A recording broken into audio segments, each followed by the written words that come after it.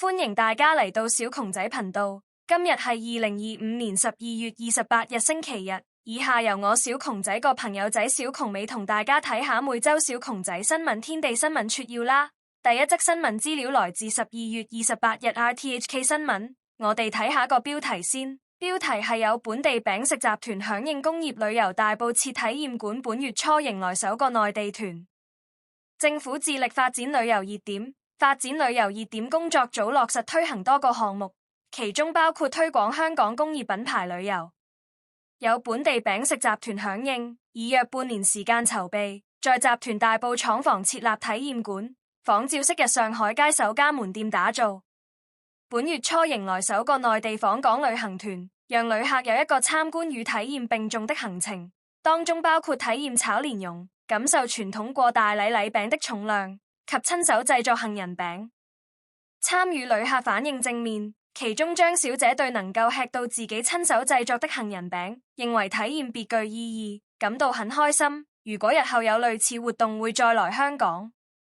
另一名旅客林先生表示，以往出外旅遊較少有這種體驗，令他了解到傳統香港餅食的生產流程，甚至參與製作，感覺非常新鮮有趣。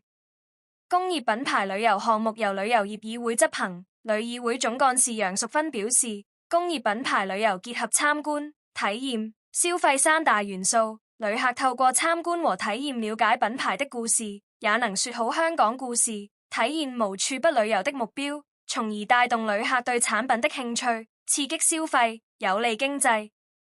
設立體驗館的奇華餅家執行董事黃家信指出，很多國家能將其特色食品推廣至全球，香港傳統產品同樣具備潛力。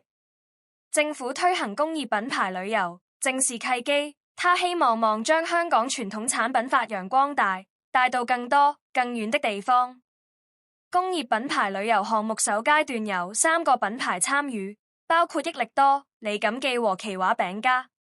旅議會正積極與其他本地品牌商討，明年3月全面檢視工業品牌旅遊成效，屆時將考慮引入更多品牌。我哋又嚟睇下呢則新聞。呢則新聞資料來自12月28日 RTHK 新聞，標題係陳茂波展望明年本港經濟可保持良好勢頭，更積極對接國家發展戰略。財政司司長陳茂波在網誌表示，回望2025年，即使外圍發展不明朗，但本地資產市場表現仍進一步改善，資金持續流入，訪港旅客人數增加，整體出口和固定資本投資表現良好。本地消費亦趨穩，估計本港今年經濟增長將加速至3.2%。本港經濟已連續第3年保持增長勢頭，出口和投資表現良好，是帶動經濟的主要動力。股市和樓市價量齊升，亦鞏固市場的正向預期。展望明年，陳茂波預期有新挑戰在所難免，但也將迎來更大的新機遇。他說，本港經濟可望保持良好勢頭，繼續更好融入國家發展，創造更多優質就業職位。雖然市場普遍預期環球經濟即使動力放緩，仍可維持溫和擴張，而內地以至亞洲整體仍是主要的增長引擎，都將繼續為香港經濟提供重要支撐。市場一般預計減息，亦有利營商及投資氣氛。他說，政府會繼續保持高度警惕，在外圍環境充滿變數情況下，防範各種黑天鵝、灰犀牛情況，統籌好安全和發展兩大主軸，讓明年香港在社會和經濟都可繼續平穩向前發展。陳茂波又指出，2026年是國家15規劃開局之年，香港將更積極主動對接國家發展戰略，金融、創科和貿易將是香港3個重要的發展引擎。同時，香港正加快培育人工智能作為本港核心產業，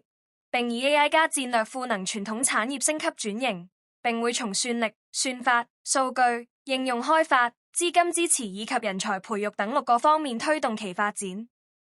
他說，面對國際經貿新格局以及產業鏈和供應鏈的重塑，香港會繼續發揮好超級聯繫人和超級增值人的角色和功能。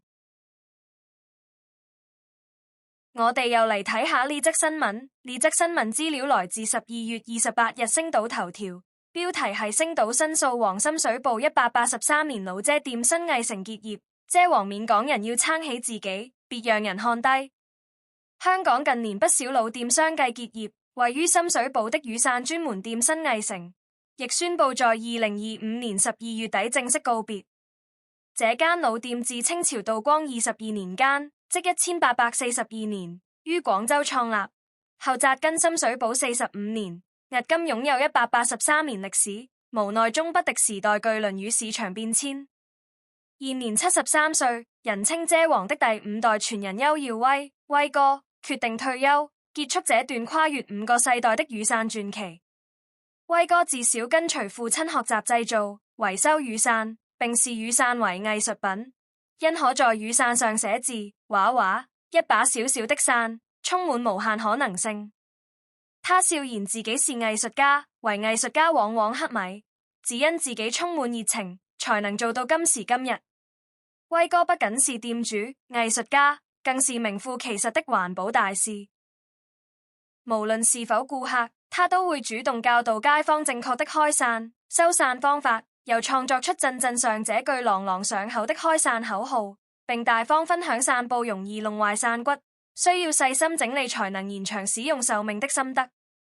我做傘的哲學就是要告訴大家，要珍惜一把傘，不要當它是一件廢物，不要當它是一件隨隨便便開到就算的物件。威哥認為，一把保養得宜的傘可以使用長達10年甚至20年，遠勝隨意購買的廉價傘。然而，威哥這份堅持曾招來同行不滿。